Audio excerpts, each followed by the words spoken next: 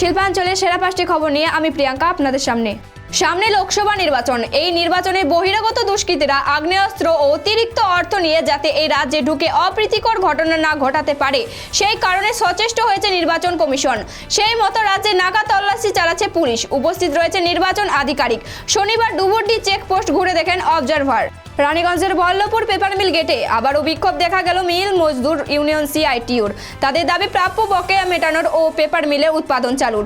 ইউনিয়নের সম্পাদক হেমন্ত প্রভাকর জানান, লাল ঝান্ডা রাস্তার লড়াইকে সংসদ পৌঁছে দেবে। বর্তমান সংসদ পেপার মিলের বিষয়ে খামোশ রয়েছেন।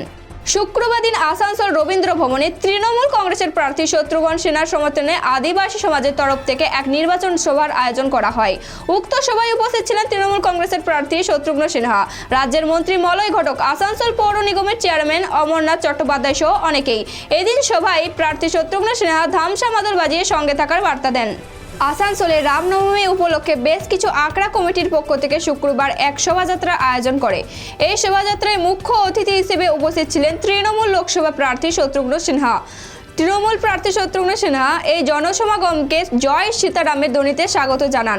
বিষয়টি উপলব্ধি করে শত্রুঘ্ন সিনহা উপস্থিত জনতাকে পাল্টা জয় সীতারাম ধ্বনিতে সম্বোধন করেন। একই সাথে তিনি আসানসোলকে তার তৃতীয় ঘর হিসেবেও পরিচয় দেন। মুখ্যমন্ত্রীর পিতৃ পরিচয় নিয়ে কটু কথা বলতেই অভিযোগ দায়ের দিলীপ ঘোষের বিরুদ্ধে।